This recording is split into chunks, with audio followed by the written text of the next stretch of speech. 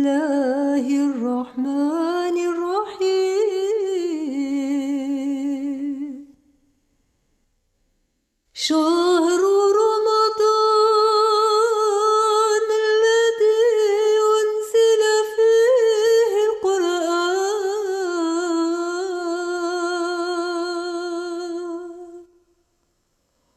هدى للناس وبينات من الهدى والفرقان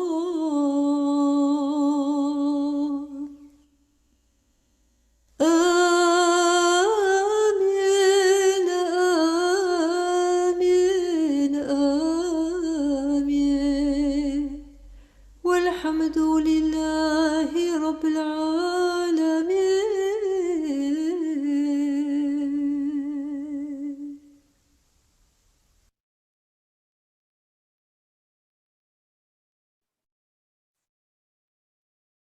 بسم الله الرحمن الرحيم. السلام عليكم وتقبل الله منا الصيام والقيام. في اليوم التاسع من ليالي رمضان نرحب بكم في مدينة مستغانم. جمعنا اليوم المتكون كما تنص عليه السيرة للطريقة العلوية من جمع ذكر وفكر. نفتتح جمع الذكر بالهمزية مع المسمع الذي كان مقررا هو أن ينشد الهمزية اليوم، وهو السي منصور مزواغي مرفوقا بعائلته، ولكن نظرا لعطب تقني في آخر لحظة سأنوب عنه أنا وعائلتي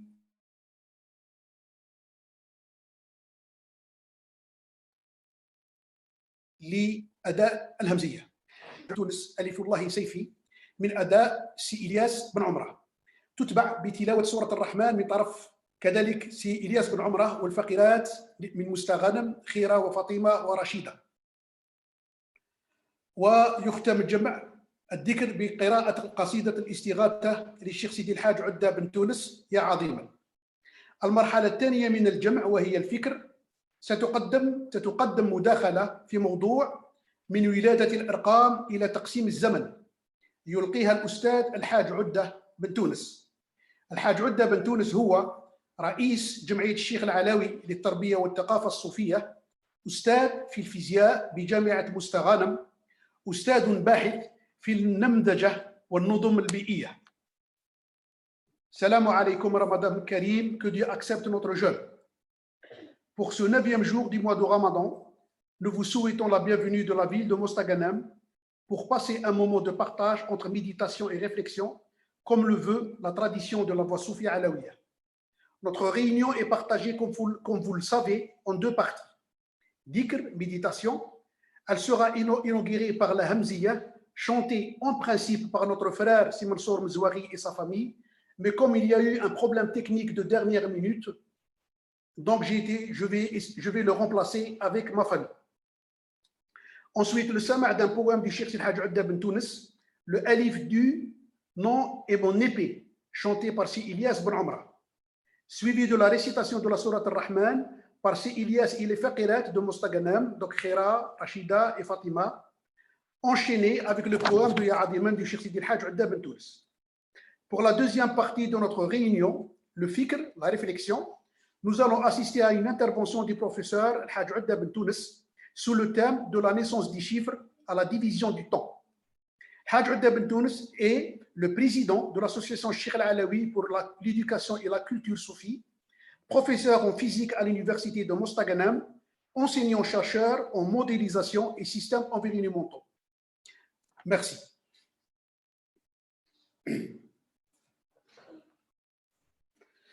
صل يا ربي ثم سلم على من هو للخالق رحمة وشفاء وعلى الأهل والصحابة جمعا ما تزينت به نجوم السماء. صل يا ربي ثم سلم على من هو للخالق رحمة وشفاء وعلى الآل والصحابة جمعا جمعا ما تزينت بالنجوم السماء أيرون الدعاء ما كان منه له ما أودع وخاب الدعاء بل دعا الله واستجاب له الله فحيا تلك القبور الحياة.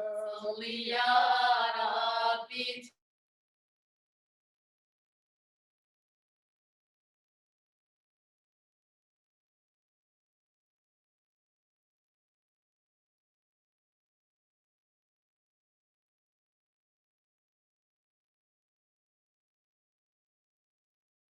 ما تزينت بالنجوم السماء خصه الله بالنبوة قدما وسوى نوره كريم فناء كل خالق الرحمن أمته الناس رعايا والأنبياء وزراء.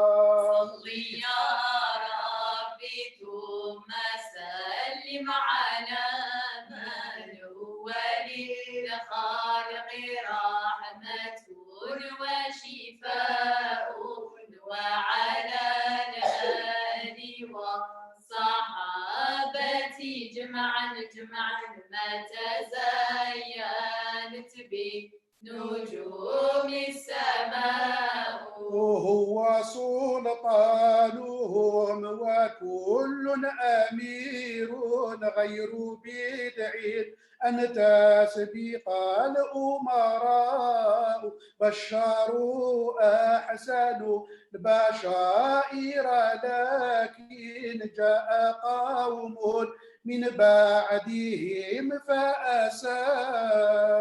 صل يا ربي ثم سلم على من هو للخالق رحمة وشفاء وعلى الآل والصحابة جمعا ما تزينت بنجوم السماء.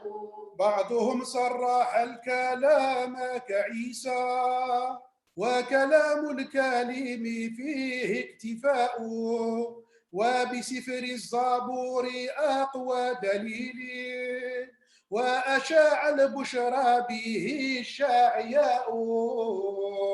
صل يا ربي ثم سلم على من هو للخلق رحمة وشفاء وعلى الآل والصحابة جمعا ما تزينت بالنجوم السماء وأتت عن سواهم كل بشرى عطر الكون من شذاها الذكاء أظهروه وبيانوه ولكن كاتمته معاشير سخفاء. صل يا ربي ثم سلم على من هو للخلق رحمة وشفاء وعلى الآل والصحابة جمعا ما تزينت بالنجوم السماء. ساتروا الحق حرفوا اللفظ والماء وكم دالهم بادت عوراء جعلوه ما بينهم أي سر وإلى الحشر ما له إفشاء. صل يا ربي ثم سلم على من هو للخلق رحمة وشفاء وعلى الآل والصحابة جمعا ما تزين زينت بالنجوم السماء وبرغم عنهم فشا وبأهل العلم من قومنا له إبداء وبكل الأعصار أظهره الله بقوم منهم هم النبهاء. صل يا ربي ثم سلم على من هو للخلق رحمة وشفاء وعلى الآل والصحابة جمعا ما تزينت بنجوم السماء. نعم بحر العلوم منهم بحيرا ونصير الإيمان ناس قراء نعم حبر قد أسلم ابن سلام حين جاءت ببهده السفهاء. صل يا ربي ثم سلم على من هو للخلق رحمة وشفاء وعلى الأهل والصحابة جمعا ما تزينت بالنجوم السماء. ولنعم الحبر الكريم مخيرق شهيد المعارك المعطاء وعن الجن كبشائر للإنس رواها الكهان والعلماء. صل يا ربي ثم سلم على من هو للخلق رحمة وشفاء وعلى الأهل والصحابة جمعا ما تزينت بنجوم السماء. وبشهب حمراء أشرقت الغبراء لما رماهم الخضراء وبإلهامية ذات ومنام دارت الأرض ما دارته السماء. صل يا ربنا وسلم على من هو للخلق رحمة وشفاء وعلى الآل والصحابة جمعا ما تزينت بنجوم السماء. قبله عمت البرايا جهلات وضل المرء سوى الرؤساء لا حرام ولا حلال ولا دين صحيح ولا هدى واهتداء. صل يا ربنا وسلم على من هو للخلق رحمة وشفاء وعلى الأهل والصحابة جمعا ما تزينت بنجوم السماء. كان في الناس ملتان وكل منهما مثل اختها عوجاء أهل أصنامهم وأهل كتاب شيخهم في دروسه الغواء. صل يا ربنا وسلم على من هو للخلق رحمة وشفاء وعلى الآل والصحابة جمعا ما تزينت بنجوم السماء.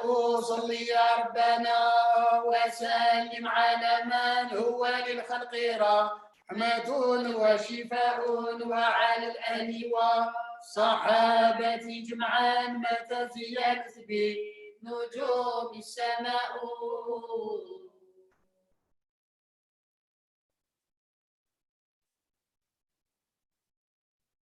أمين. الصلاة والسلام عليك يا سيدنا يا حبيب الله.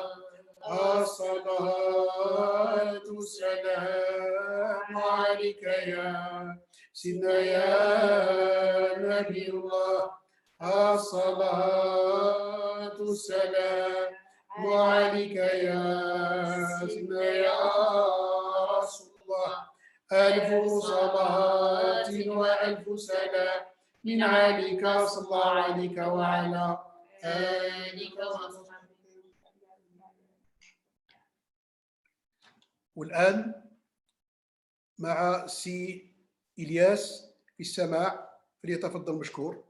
Et maintenant, nous passons à si Ilyas pour le sama'. Bismillah, si Ilyas.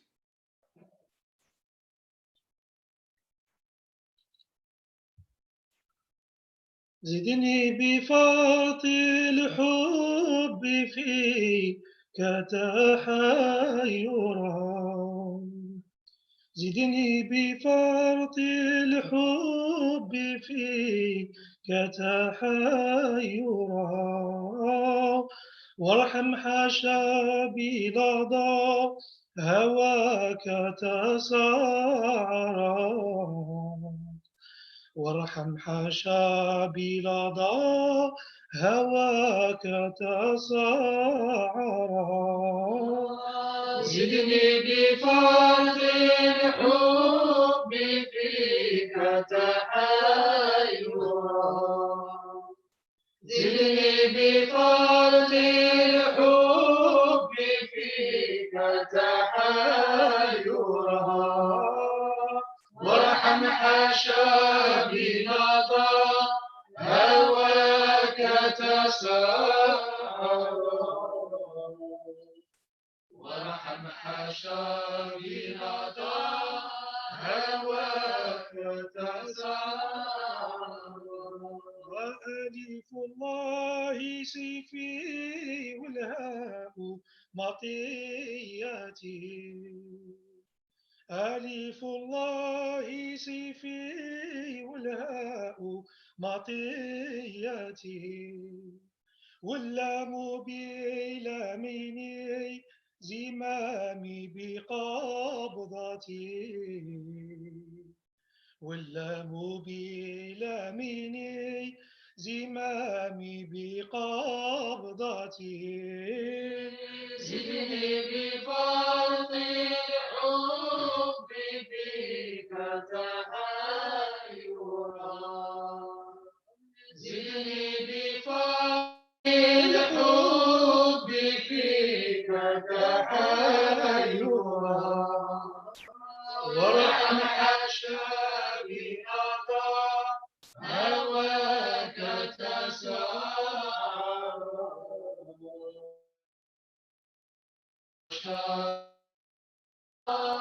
هواك تسعرا. براقي إذا شئت أسرع إلى المنى، براقي إذا شئت أسرع إلى المنى، ومعراجي إن رمت صعود لسدرتي، ومعراجي إن رمت صعودا لسدرتي، زدني بفرط الحب فيك تحيرا، زدني بفرط الحب فيك تحيرا، وارحم حشابي لظى هواك تسعرا، وارحم حشابي لظى هواك تسعرا. هذا اسم الله سري وروحي ومهجتي، لا اسم الله سري وروحي ومهجتي، واسمعي ومنطقي ونور بصيرتي، واسمعي ومنطقي ونور بصيرتي، زدني بفرط الحب فيك تحيرا، زدني بفرط الحب فيك تحيرا، وارحم حشابي لظى هواك تسعرا، وارحم حشابي لظى هواك تسعرا. وعليه يدور الملك والملأ الأعلى، عليه يدور الملك والملأ الأعلى وكل عابد الله منه استمدت وكل عابد الله منه استمدت زدني بفضل الحب فيك تحللا زدني بفضل الحب فيك تحللا وارحم حشابي نضى هواك تساءل وارحم حشابي نضى هواك تساءل هو اللوح لولاح إلى الناس نوره هو اللوح لولاح إلى الناس نوره هو القلم الذي قد جف لحكمتي هو القلم الذي قد جف لحكمتي لا إله إلا الله الله يا مولانا لا إله إلا الله الله يا مولانا نحن كلمة بها طاب مشربي نحن كلمة بها حياة قلبي أتسمى بأسمائي صفاتي وما له تسمى بأسمائي صفاتي وما له شريك في فعله إذا ما تجلت شريك في فعله إذا ما تجلت لا إله إلا الله الله يا مولانا لا إله إلا الله الله يا مولانا نحن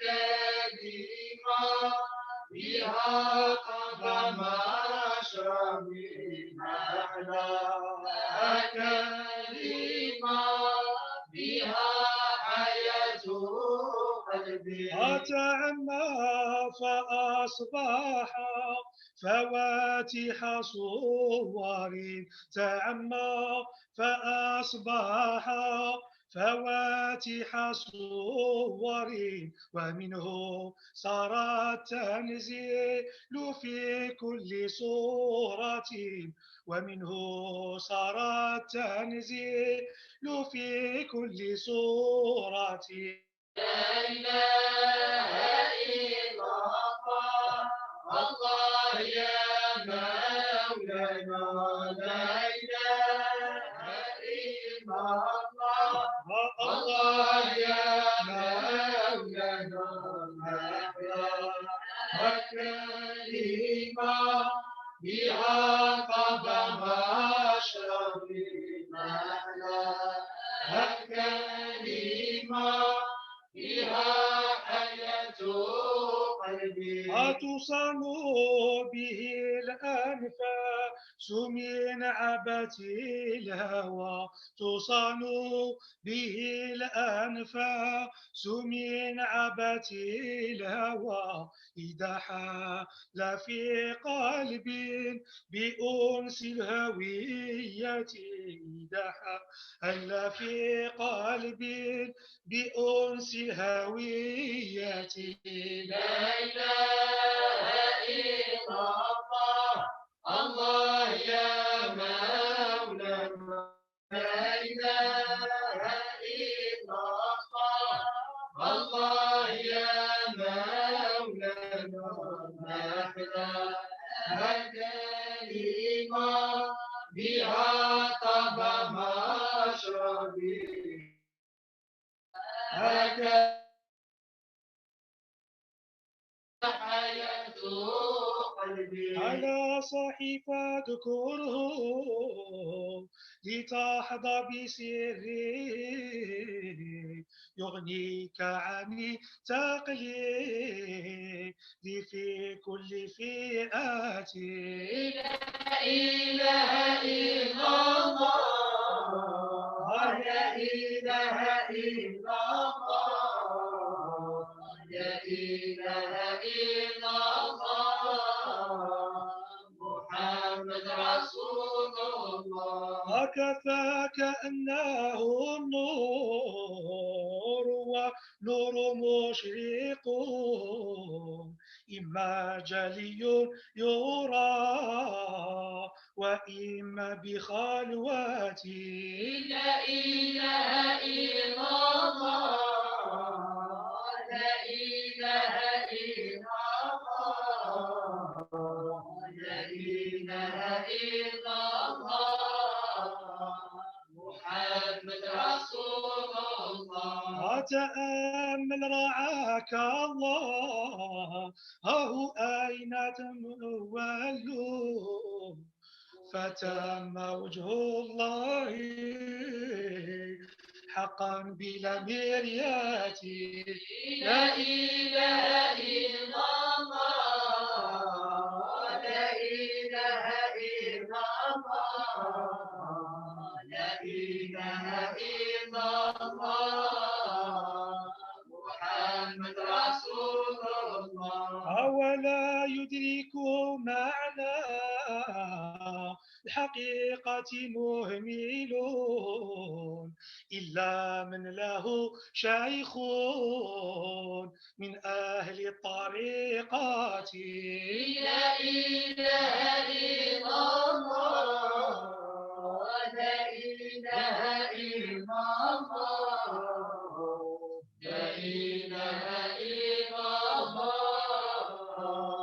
محمد رسول الله يريك فتدرك من نفسك نهضة تميط عنك الليتا ما في أدنى مدتي صلي يا ربي على من نوره تجلى يا ذا الجود والجلال يا مفرج الكروب وفترقى لي كعبتي شهود مواليا صلاتك لحقي يقيني في قبلتي صلي يا ربي على من نوره تجلى يا ذا الجود والجلال يا مفرج الكروب ومن لم يكن بإيمان بالوقت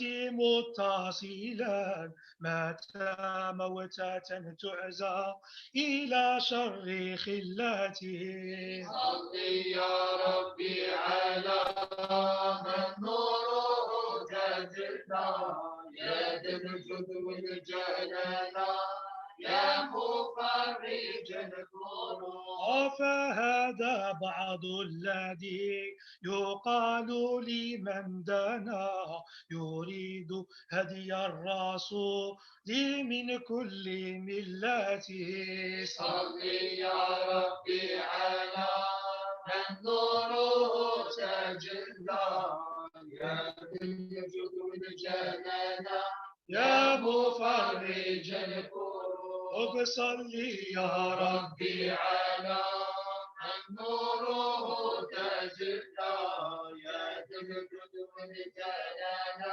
شافعنا رسول الله. والآن نشرع في تلاوة سورة الرحمن من طرف فقرة مستغنم مع سي إلياس، ومباشرة بعدها يتلون كذلك قصيدة للشيخ سي الحاج عدة يا عظيما يرجى لكل عظيم مباشرة بعدها. Et maintenant nous allons écouter donc la sourate Ar-Rahman et juste après la qasida de Cheikh Sidi Udda ya Adiman. Merci. Bismillah. أعوذ بالله من الشيطان الرجيم. بسم الله الرحمن الرحيم. الرحمن علم القرآن خلق الإنسان علمه البيان. الشمس والقمر بحسبان والنجم والشجر يسجدان والسماء رفعها ووضع الميزان ألا تطغوا في الميزان وأقيموا الوزن بالقسط ولا تخسروا الميزان.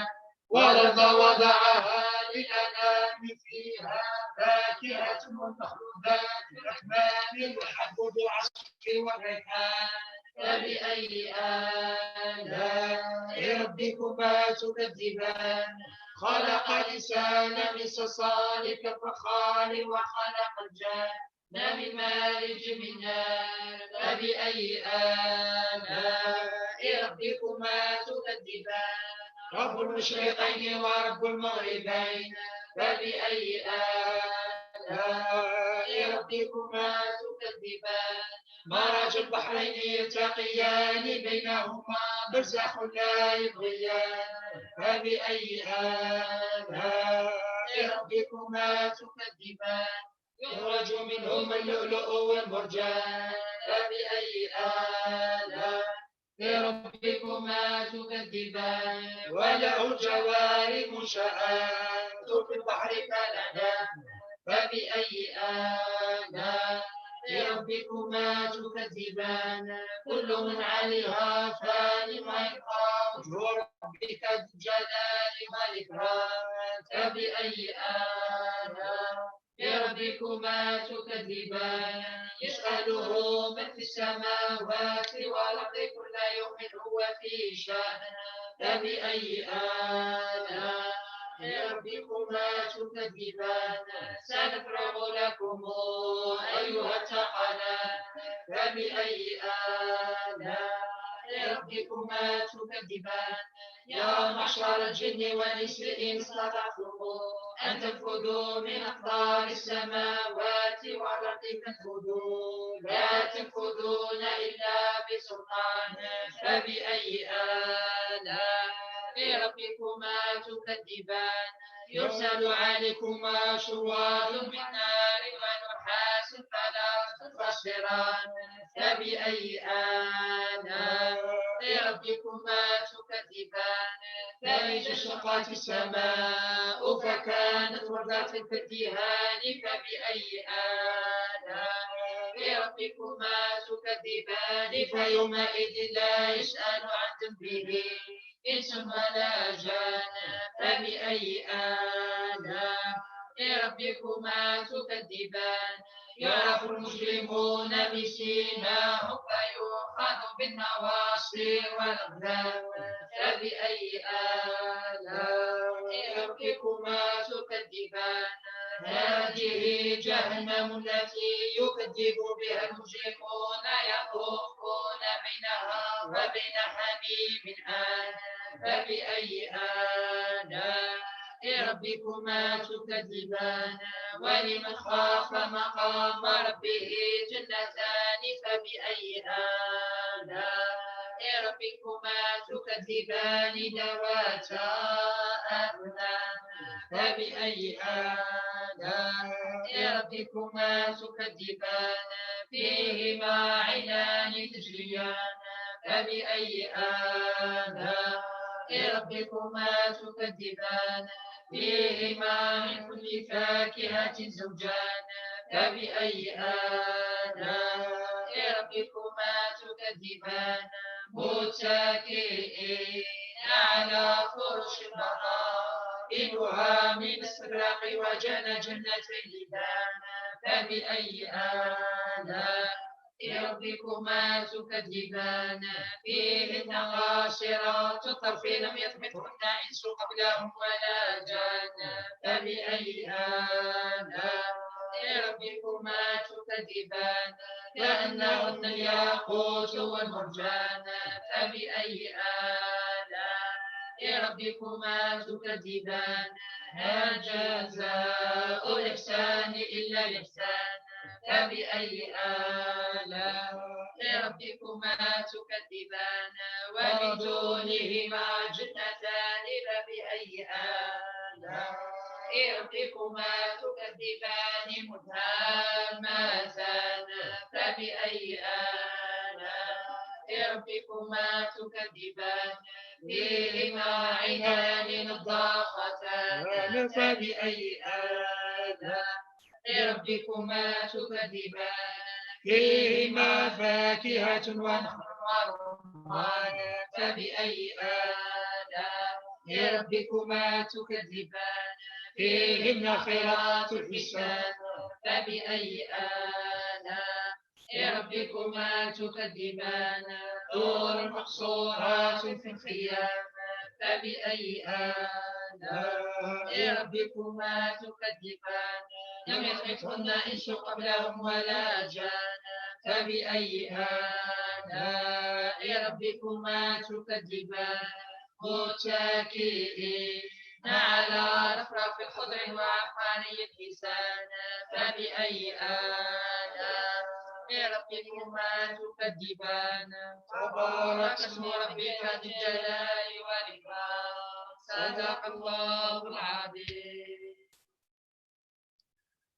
يغية ببابك قد وقفنا أدلة صنع مسان الثناء أغيث مستغيث قادعي صبرا أجب البوق وغشاه الوباء دعونك ربي والقلب جالح والطرف قارح والعقل هباء دعونك ربي ما لا نسبك وبرضوانك يكون العطاء باسمك الأعظم يرجى العنى بالرسول الأكرم يلغى العناء بسرك المصون في كل شيء بنور وجهك يسلم الشفاء أنت أوقفتنا ببابك ندعو وحشا أن يغيب فيك الرجاء إن رحمت فبفضل منك نقى وإن عذبت فعدل ودواء فعلى كل حالة أنت أولى بعبدك أحسنوا أم أسأوا يا رحيما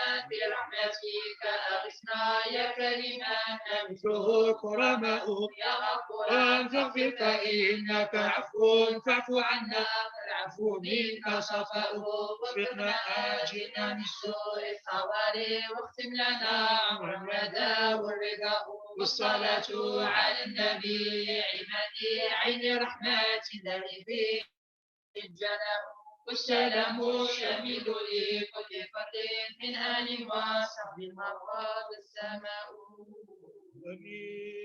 الصلاة والسلام عليك يا سيدنا يا حبيب الله الصلاة والسلام عليك يا سيدنا يا نبي الله الصلاة والسلام عليك يا سيدنا يا رسول الله ألف صلاة وألف سلام من عليك صلى الله عليك وعلى آلك وصحبه.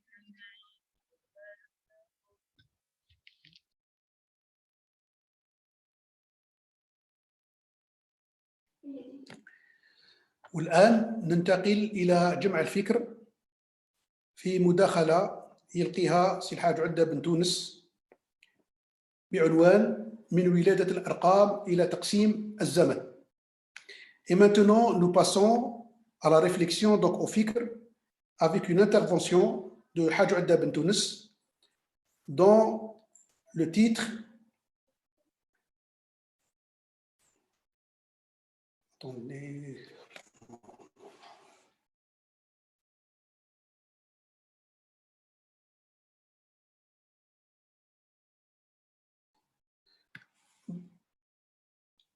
dont le titre est de la naissance des chiffres à la division de temps.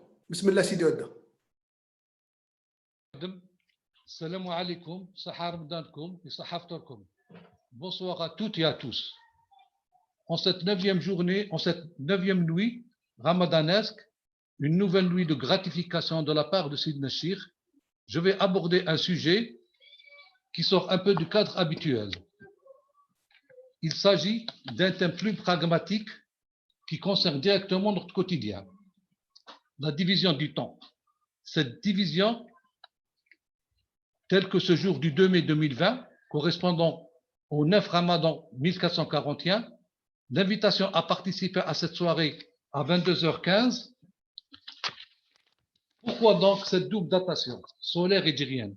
Pourquoi une année de 12 mois, une semaine de 7 jours, une journée de 24 heures et une heure de 60 minutes? Pourquoi l'appellation des mois lunaires ne correspond plus à leur nomination première? Exemple, Rabi' al-Awwal et Tani ne coïncident pas toujours avec le printemps. Répondre à ces questions est l'objectif de mon intervention.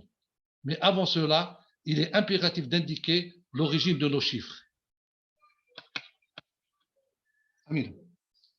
في هذه الليلة التاسعة على شبكة أنترنت التي يسعدنا بها كل يوم سيدنا الشيخ، سنتناول موضوع يخرج قليلا عن الإطار المعتاد. هذا الموضوع تأتينا مباشرة على حياتنا اليومية، ألا وهو تقسيم الوقت.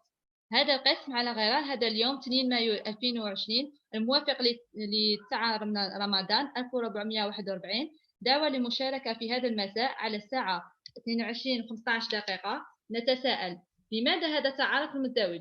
لماذا سنة من 12 أشهر وأسبوع من 7 أيام، يوم من 24 ساعة وساعة من 60 دقيقة؟ لماذا هذه الأسماء ربيع الأول والثاني، جمادي الأول والثاني، وهما لم يتقابلا مع الربيع أو جمادي مع الصيف؟ الإجابة على ذلك هو موضوعنا، ولكن قبل ذلك لابد من الإشارة التي أصل أرقامنا. شكرا أمينة. Effectivement, les chiffres nous entourent en permanence dans notre vie de tous les jours. Si on regarde autour de soi, peu importe où on se trouve, on est entouré de nombres. Sur le numéro de maison, les plaques de voiture, les panneaux routiers, les horaires de bus, les tarifs dans les magasins, etc. Ils nous servent tous les jours dans notre quotidien. D'où nous viennent ces chiffres? D'ailleurs, chiffre vient de l'arabe sifr, le zéro. Qui sont ces symboles? 0, 1, 2, 3, 4, 5, 6, jusqu'à 9. Et pourquoi 10 chiffres seulement? Comment associe-t-on à chaque nombre non seulement une valeur absolue, mais encore une valeur de position? Amin. الأرقام تحيط بنا باستمرار في حياتنا اليومية. إذا نظرنا حولنا نجد أننا محيطون بالأرقام، على المنازل، لوحات السيارات، علامات الطرق، جداول الحافلات، معدلات المتاجر إلى آخره. إنها تخدمنا كل يوم في حياتنا اليومية. فمن أين تأتي هذه الأرقام؟ من هي هذه الرموز؟ 0، 1، 2، 3، 4، 9، دقيقة، ساعة، شهر، سنة. فكيف يمكننا أقران كل رقم ليس فقط بقيمته ولكن أيضا بالقيمة الموضعية؟ Pour répondre à ces questions, il nous faut interroger la civilisation mésopotamienne, égyptienne, grecque, inde, arabe, etc. Et même plus loin, l'évolution de nos chiffres s'étale sur plusieurs millénaires. On trouve les premières marques de conservation des nombres au Paléolithique déjà, il y a 30 millions d'années. Nous commencerons par cette légende.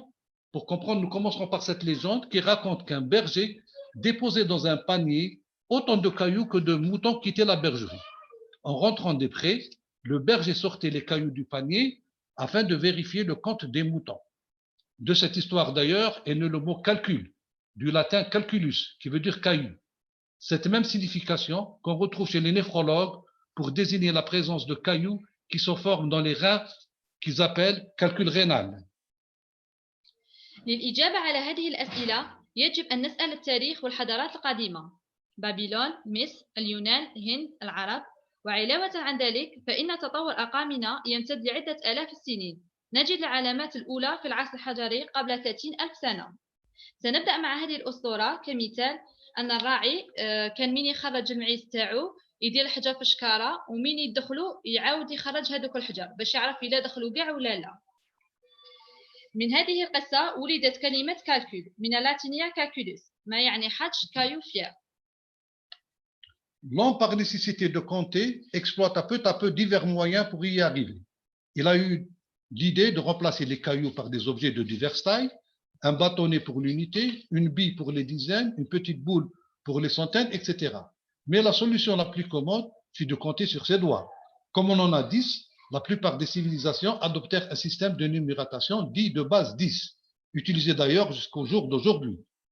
Notons encore que la mise à contribution des phalanges et des articulations des doigts va plus loin que ce procédé, ce qui permet à l'humain de compter jusqu'à 9990 et même jusqu'à 100 000 par la méthode chinoise. Cette méthode a été à l'origine de la première numérotation écrite de l'histoire. Si Abdallah veut bien, voilà, on voit la numérotation chinoise. الإنسان بالضرورة لحساب، فقد استغل تدريجيا وسائل مختلفة لتحقيق ذلك. فقد كان لديه فكرة استبدال الحجم مع الكائنات من مختلف الأحجام، عصا للوحدة، كرة للعشرات، حجم للمئات. لماذا 10؟ لأنه اعتمد على أصابعه كما لدينا 10. خلقنا بما يسمى نظام قاعدة العشرة. Puis un jour, vers 3600 ans avant Jésus-Christ, l'homme eut l'idée de symboliser sur l'argile les nombres. Un petit trou circulaire pour la bille, une encoche pour un cône, un cercle pour une sphère, etc. Ensuite, le système a évolué. Il consiste à attribuer aux lettres des valeurs numériques, de 1 à 9, puis par dizaines, de 10 à 90, et ensuite par centaines. Ainsi, les Romains ont inventé des systèmes de numérotation alphabétique. Il est composé de symboles I, V, X, L, C, D, etc., notés côte à côte. Je prends par exemple la date de 1949 qui n'est pas prise au hasard, se note MCM XLIX. D'une part, on rajoute des nombres et d'autre part, on retranche suivant la position du nombre. Les numérotations procédèrent donc par addition et soustraction des valeurs des lettres. Malheureusement, ces procédés d'écriture du chiffre ne seront présentés graphiquement, mais c'est difficile de faire des opérations avec une telle notation. ثم حوالي 3600 سنة قبل الميلاد كان لدى الإنسان فكرة ترمز على طين هذه الأرقام. ثم تطور النظام وأصبح تعيين القيم عددية بالحروف من 1 إلى 9، ثم بالعشرات من 10 إلى 90. وهكذا اخترعوا الرومان أنظمة الحساب الرموز الأبجدية الموحودة جنبا إلى جنب M, C, X, L, V، غير أن هذا التصنيف لم تستطع به المعاملات الرياضية.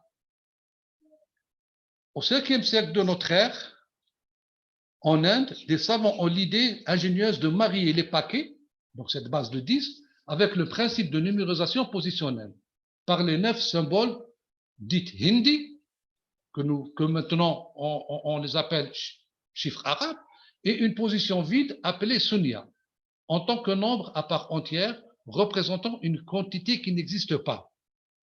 Par le jeu du commerce au 8e siècle, les Arabes adoptèrent cette symbolique, en adoptant par contre une notation différente, dite le robar, telle que nous la connaissons aujourd'hui, 1, 2, 3, 4, 5, 6, jusqu'à 9, robar qui veut dire poussière, par opposition à la transcription orientale hindi.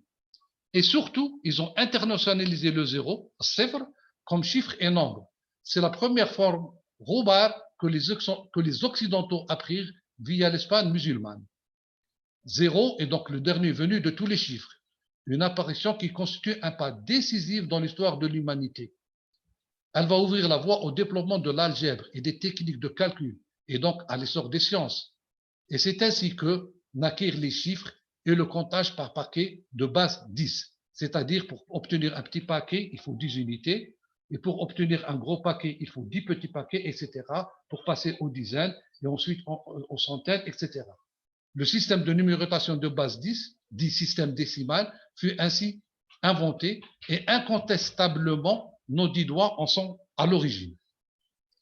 في القرن الخامس ميلادي في الهند كان لدى العلماء فكرة بارعة في اتصال تلك الحزمة المجموعة العشرية الأولى مع مبدأ الرقمنة الموضعية من خلال رموز التسعة ووضع فراغ لتمثيل كمية غير موجودة. في القرن الثامن اعتمد العرب على هذه الرمزية ولكن بتكييف مختلف يسمى غبار، خلافا على النسخ الشرقي المعروف بالهندي. والأهم من ذلك أن العرب وضعوا رمزا للكمية الغير موجودة وسموها الصفر، الذي استنتجوا منها الفرنسيون كلمة شيفر، وعمت هذه الحروف المستعملة في أيامنا من طرف العالم. الصفر هو بالتالي آخر رقم من جميع الأرقام، وهكذا كانت طريقة تطور تقنيات الجبر الحسابي وبالتالي صعود العلم. هكذا بدأ 19 يكون مجموعة صغيرة، وعشرات هذه المجموعة الصغيرة يكون 100، وعشرات مجموعة 100 تكون 1000. نلاحظ من خلال ذلك أن زيادة الصفر تحولنا من مجموعة إلى أخرى.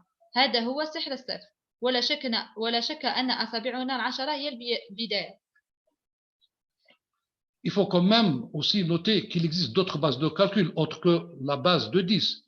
Les Mayas, par exemple, les Aztèques et les Celtes s'étaient rendus compte qu'on pouvait aussi compter sur ses orteils. C'est les 5 doigts et les 5 doigts du pied. Ce qui donne d'ailleurs, ce qui va donner un système à base 20. Nos ordinateurs, ils n'ont ni doigts ni orteils. Alors comment comptent-ils? C'est très simple. En électronique, on ne peut avoir que 2 états, passant ou bloquant. Donc 1 ou 0. Il s'agit là du système dit système binaire de base 2. Ce que n'est plus le cas avec l'ordinateur quantique, mais là, c'est une autre histoire. En fait, le système binaire fonctionne selon le même principe que le système décimal. Mais comme il n'existe que 2 chiffres, les opérations mathématiques seront plus longues, ce qui n'est pas un handicap vu la vitesse de calcul de la machine. Un autre format est largement utilisé en informatique est le système hexadécimal. Donc, on ne s'arrête pas à 10, mais à 16 chiffres. Donc, on rajoute aux 9 chiffres connus la lettre A, B, C, D, E, F, jusqu'à 16. Il permet une conversion facile, plus compacte que le système binaire. Bien sûr, il existe une relation entre les différentes bases. Exemple 71, aussi ce nombre n'est pas pris au hasard, s'écrit 1, 0, 0, 0, 1, 1, 1, ou en hexadécimal, il s'écrit sous le symbole de 47. أمين. ومن الواجب أن نذكر بأن هناك أساسا آخر للحساب غير قاعدة 10 ونذكر منها مايا أستيك الذين اعتمدوا زيادة على أصابع اليد أصابع الأرجل وهكذا كانت لهم قاعدة 20. إذا نتساءل جهاز كمبيوتر ليس لديه أصابع فكيف يحسب؟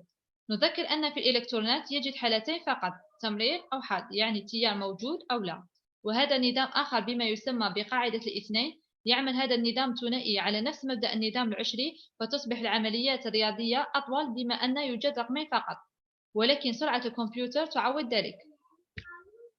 Les chiffres, en dehors de leur représentation mathématique, les chiffres sont donc de grandeur universelle, pur concept scientifique. Ce faisant, n'oublions pas combien dans l'histoire de l'humanité, ils furent chargés de sens, notamment géométriques pour le présent dans toutes les religions, au point de développer une véritable science ésotérique des chiffres. Dans la Bible, par exemple, le nombre 12 exprime l'élection, 12 tribus d'Israël, 12 apôtres de Jésus, 12 portes de la Jérusalem céleste. Le nombre 40 représente le remplacement d'une période par une autre, durée d'une génération, durée du déluge de Noé. Moïse resta 40 jours sur le mont Sinaï. La Kabbale juive, qui a attribué à chacun des 13 premiers nombres un sens symbolique puissant et la signification métaphysique et astrale de ces nombres. Le chiffre 7 est le miracle des nombres dans le Saint-Coran. Tout est nombre, disait Pythagore. De là, on a conçu des sciences telles que la numérologie et la stylométrie, utilisation de la méthode statistique pour déterminer la paternité d'une œuvre. ولذلك فإن الأرقام هي مفاهيم عالمية وعلميا محضا ولكن دعونا لا ننسى باستخدامهم الرمزي الموجود في جميع الأديان. في الإنجيل والتوراة يعبر رقم 12 عن 12 قبيلة من إسرائيل 12 باب لجيروزالem 12 حواريون مدة جيل واحد مدة فيضان أيام سيدنا موسى في جبل سيناء. بعض العلماء المسلمين يتحدثون عن معجزة الأرقام في القرآن الكريم. Cette liste n'est pas exhaustive. Cette liste que nous venons de lancer n'est pas exhaustive. Elle donne une idée de la diversité et de l'ampleur. Mais cela dépasse largement notre sujet. Toutefois, un chiffre souvent reconnu et apprécié pour sa richesse symbolique, le chiffre 7, il se retrouve dans un grand nombre de traditions de croyances, de légendes et de religions. Christianisme, islam, bouddhisme, etc. Il fait penser aux 7 jours de la création, aux 7 couleurs de l'arc-en-ciel, aux 7 notes de la gamme diatonique, aux 7 merveilles du monde, aux 7 chakras, ou encore aux 7 circambulations autour de la Kaaba de la Mecque, et à l'égard de ce qui nous impressionne aussi, les 7 jours de la semaine. Donc pourquoi 7? Comment est née cette division du temps en semaines de 7 jours? هذه القائمة ليست شاملة، إنها تعطي فكرة عن التنوع والاتساع في علم الأرقام ورموزهم، ولكن ليس هذا موضوعنا. مع ذلك يجب أن نتكلم على العدد 7 وهو موجود في العديد من التقاليد والمعتقدات والأساطير. 7 يدركنا بالأيام ال7 للخلق، الألوان يقص قزح، عجائب الدنيا 7 طواف أيام من الأسبوع. هذا التقسيم للوقت خلال الأسبوع الذي يستمر 7 أيام. En fait, effectivement, ce chiffre nous vient du ciel. Depuis plusieurs siècles, les anciens astrologues remarquèrent, hormis la Lune et le Soleil, 5 autres astres errants, par opposition aux autres X, qu'on appelle aujourd'hui d'ailleurs les planètes, nom formé à partir du mot latin planeta, qui veut dire astre errant. Ces planètes seront baptisées plus tard par les Romains en hommage à leurs dieux. Mercure, messager des dieux, Vénus, déesse de l'amour, Mars, dieu de la guerre, Jupiter, dieu suprême, et Saturne associé aux récoltes. En langue française, ces 7 noms seront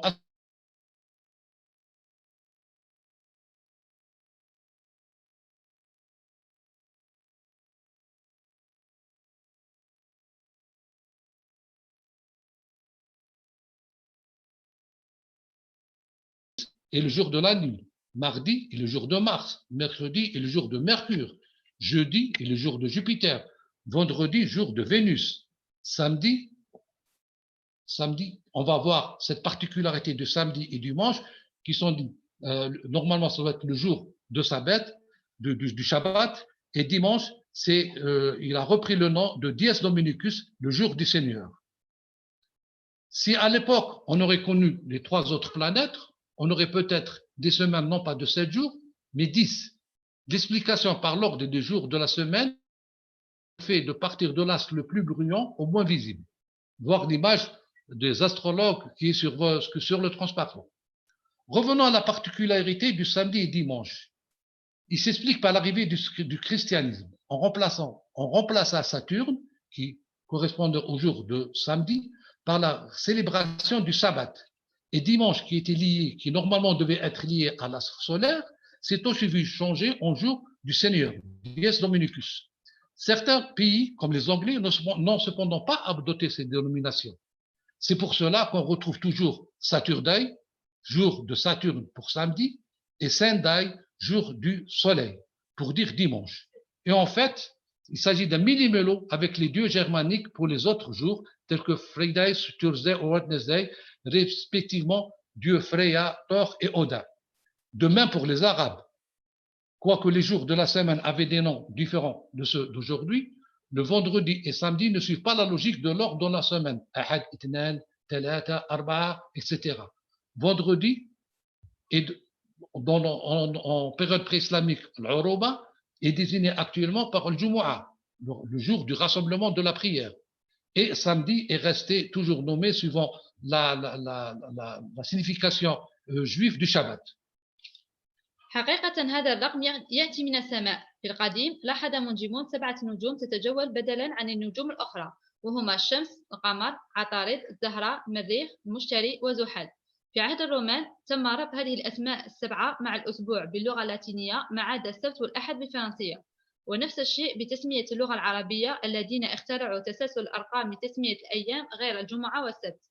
يمكن تفسير هذا بوصول المسيحية فغيروا زحل بالسبت سابت، واستبدلوا الأحد الذي كان بمرتبة الشمس باليوم الإلهي ديس دومينيكوس. أما اليوم السادس عند العرب اتخذ اسم الجمعة جمع السادس. On va passer maintenant au mois. Pourquoi un mois correspond à 4 semaines? Tout simplement par l'observation de la régularité des phases de la Lune et de sa périodicité entre 2 pleines lunes. Notons d'ailleurs que le mot mois vient probablement du grec méné, qui signifie lune. Ainsi, les hommes se mirent à établir les premiers calendriers lunaires, une division basée sur les phases, quoi donc une année de 12 mois. Le calendrier du romain Calendea, premier jour de chaque mois, prend donc naturellement la phase de la nouvelle lune comme début du mois. Cette division du temps, nécessaire pour fixer les besoins de la vie quotidienne, existe depuis les Sumériens, plus de 2000 ans avant Jésus-Christ, et a eu une influence évidente et déterminante sur les calendriers récents. لماذا الشهر يدل على 4 أسابيع؟ ببساطة عن طريق انتظام مراحل القمر ودورانه، من اكتمال القمر، التربيع الأول والثاني، وغياب القمر. نلاحظ أن كلمة شهر هي تسمية هذه المراحل. نفس الشيء باللاتينية، موا مشتق من ميني، لون. لماذا 12 أشهر في السنة؟ هذا التقسيم موجود منذ السومريين أكثر من 2000 عام قبل الميلاد. Nos ancêtres, tels que les Égyptiens, les Mayens et les Aztèques, ont observé que la Terre tourne autour du Soleil en un an, ayant établi un système calendrier dès très perfectionné, basé sur ce principe. Dans la même période, il voyait 12 fois la pleine lune. De ce fait, l'année fut divisée en 12 mois. Seulement, chaque mois lunaire, appelé aussi lunaison, dure exactement 29,53 jours.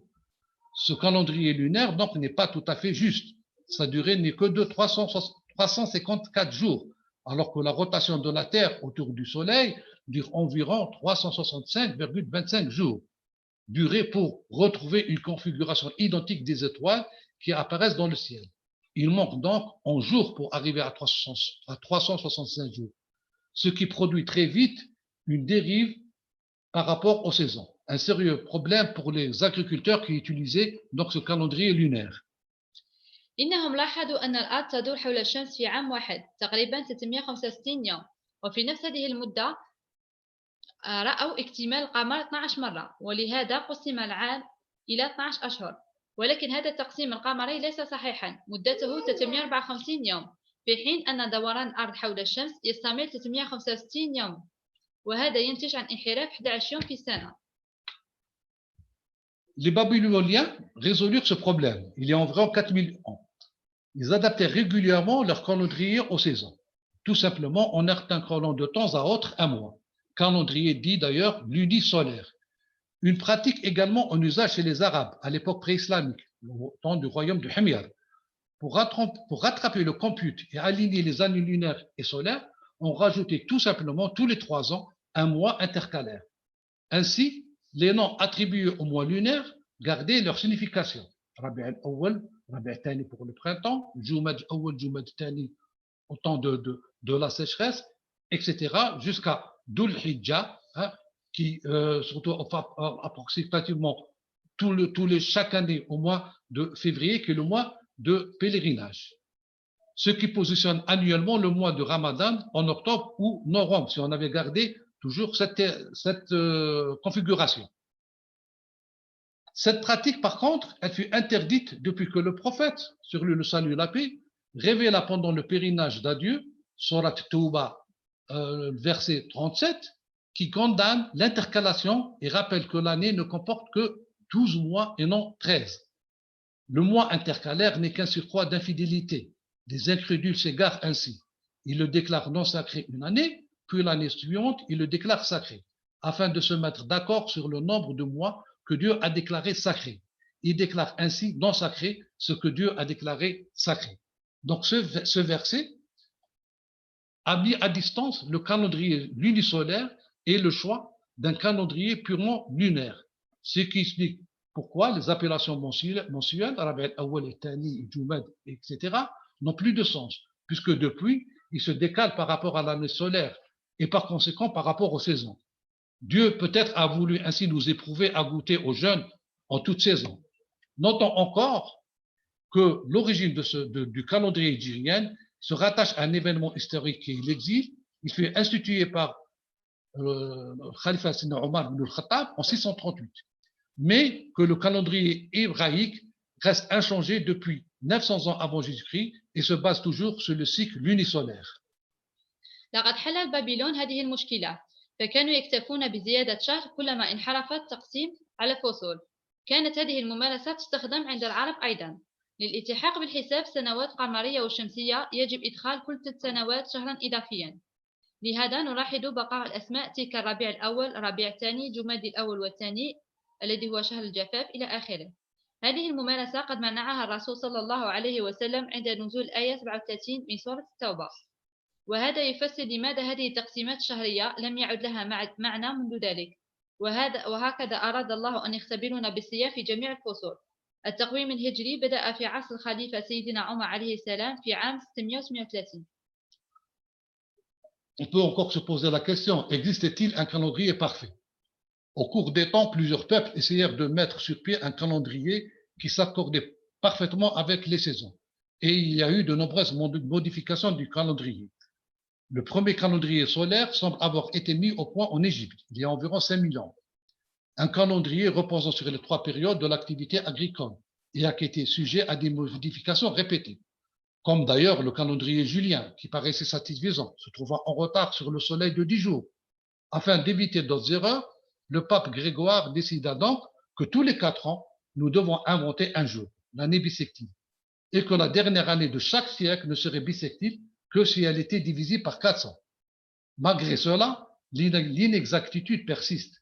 Selon les données astronomiques, on a un retard de 0,0003 jours par an, soit environ une journée tous les 3300 ans. Mais là, on a encore du temps pour rajouter cette journée au 29 février. Pour cela,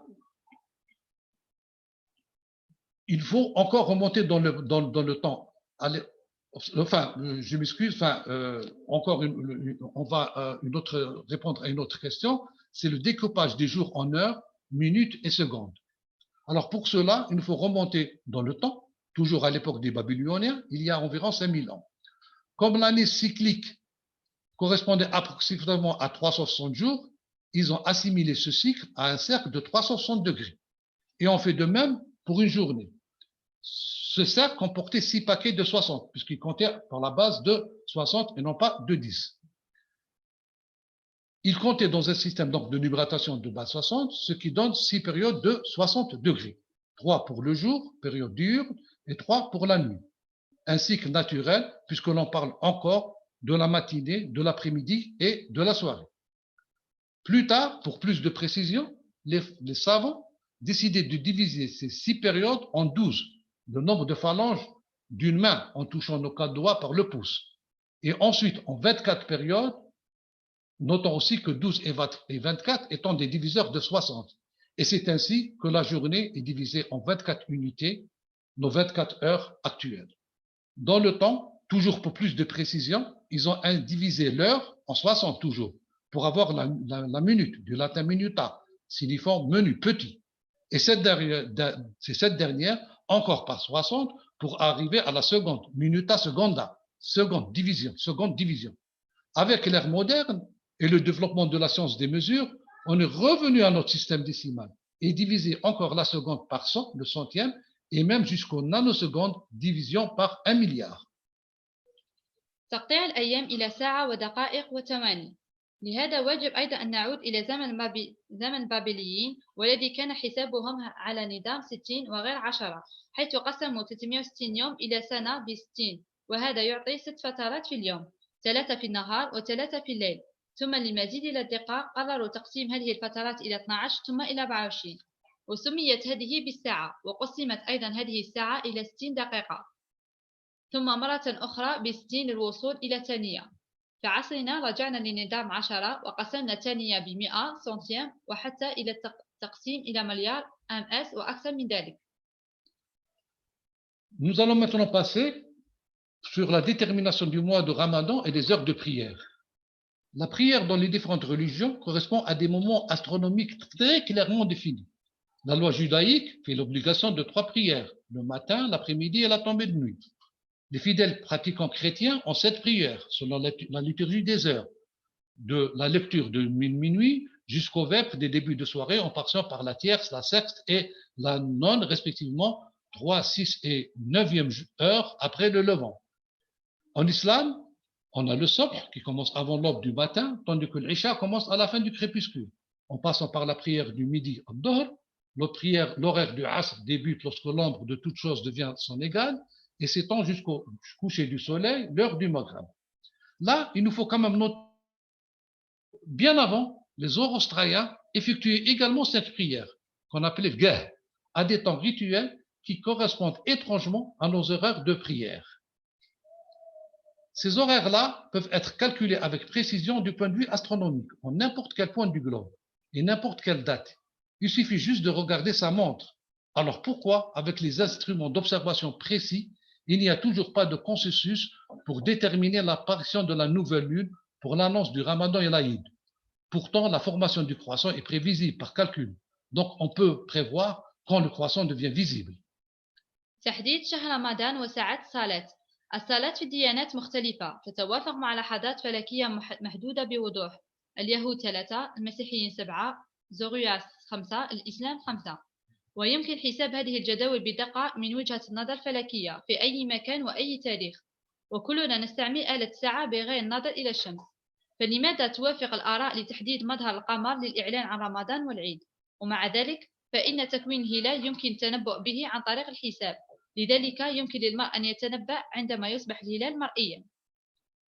Certains rétorquent que les sources scripturaires, par exemple Surat al-Baqarah, verset 185, il recommande de commencer à jeûner au début du mois lors de la vision Ru'ya, du croissant de lune, du Hilal. Or, le Coran aussi nous dit dans la Sourate Ar-Rahman, verset 5, il annonce également que Dieu a choisi de faire tourner les astres d'une manière régulière et avec un calcul précis, du Husban. Il nous semble que l'instruction de voir la lune à l'œil nu pour déterminer le début du mois de Ramadan et la considération de l'état de la communauté de l'époque. Elle ne savait ni écrire et encore moins calculer, comme d'ailleurs le mentionne ce hadith de Rasul alayhi salam. Nous sommes une communauté analphabète, nous n'écrivons pas, ne calculons pas, le mois lunaire est ainsi et ainsi. Le prophète fit ensuite un signe avec sa main pour désigner les 29 et 30 jours. Ce qui étonne est qu'à longueur d'année, tant dans les journaux qu'à la télévision, on nous communique avec précision l'heure du lever et du coucher de la lune. Alors on se demande pourquoi cette précision disparaît la veille de Ramadan. Est-ce que Ru'ya, la vision, se limite vraiment qu'à l'œil humain? On sait tous que le système visuel humain est limité. Avec les progrès scientifiques et techniques, on s'est doté de moyens pour dépasser ces limites. Je prends par exemple la spectroscopie, avec ses applications dans de nombreux domaines, la physique fondamentale, l'astrophysique, la science des matériaux, l'imagerie médicale, l'astronomie. Le Verrier n'a-t-il pas découvert la planète Neptune sans avoir besoin de jeter un seul regard vers le ciel? Il a juste résolu un problème purement mathématique. Sans parler de ce virus invisible qui a fait une véritable effraction dans notre vie, on ne le perçoit pas, mais il est partout. N'y a-t-il pas là matière à réflexion, à l'image de la création de l'Institut Alif par le Cheikh Khaled Bentounes en 1984? Ce projet réalisa un des premiers en collaboration de Besançon, qui permet de connaître les dates du mois de Ramadan de 1984 à notre date d'aujourd'hui, 2020, mais également la direction et les heures des prières dans n'importe quel endroit du monde. يرد في بعض الآيات من آية 185 في سورة البقرة بأن يبدأ الصيام مع رؤية الشهر بدون حساب، ولكن في سورة الرحمن يعلن أن الله اختار النجوم بحسبان دقيق، الشمس والقمر بحسبان، السماء ورفعها ووضع الميزان. ما يثير الدهشة هو أنه على مدار العام في الصحافة أو التلفزيون يعلن بغياب وارتفاع القمر. إذا لماذا لم تحقق هذه الدقة في إعلان رمضان؟ ونحن نعلم جميعا أن النظام البصري البشري محدودا. لماذا استعمال آلات علمية عند تحليل الطيفي واكتشاف به عدد من النجوم والمواد التصوير الطبي؟ Le Verrier اكتشف كوكب بدون أن ينظر إلى السماء إلا بالحساب الرياضي فقط. معهد أليف بإشراف الشيخ سيدي خالد بن تونس في سنة 1984 انتج برنامج المواقيت الذي يسمح بمعرفة تواريخ شهر رمضان وأوقات الصلاة في أي مكان من العالم. Merci Amina. Voilà, je profite de l'occasion pour lancer mes salutations aux membres de cette ancienne équipe d'Alif et souhaiter un propre rétablissement à notre cher frère, ancien directeur de l'Institut Alif, Rachid Kishidi. Bon courage également pour cette nouvelle génération œuvrant au projet Ahad. Je termine mon intervention par ce vers de la qasida de Cheikh Al-Hajj Udda, rahimahullah, que j'ai entendu d'une manière qui a été merveilleusement bien récité par les fuqara de Moursia hier soir. Alors, le Cheikh Al-Hajj Udda dit, quant aux unités successives, si tu réalises ce qu'est vraiment leur substance, tu verras qu'elle est une et qu'elle ne diffère en rien. Le chiffre 2 est comme le chiffre 3. Chacun d'eux ne tient que par l'un, le subsistant par lui-même.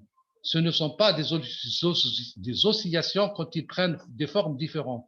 C'est juste que l'influx spirituel prend la couleur du caractère de chacun. Le Cheikh Al-Hajj Udda rahimahullah nous montre bien qu'il n'existe en réalité que le 1 et les 0. Les autres chiffres ne tirent leur substance que par des actions mathématiques. Chacun d'eux ne tient que par l'un. Merci pour votre patience et votre écoute.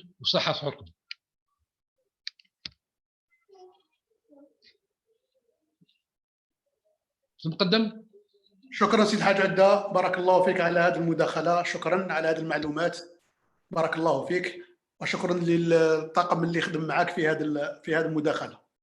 Merci Sahaj Adda pour cette intervention si riche qui nous a appris beaucoup de choses sur les chiffres, sur les mathématiques. Et je remercie donc tout le monde pour avoir participé à ce jam' et je vous dis à demain, Inch'Allah, pour une autre soirée ramadanesque.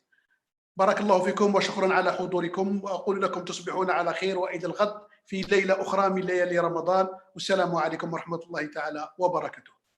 لا إله إلا الله لا إله إلا الله الله لا إله إلا الله الله لا إله إلا الله الله لا إله إلا الله الله شافعنا رسول الله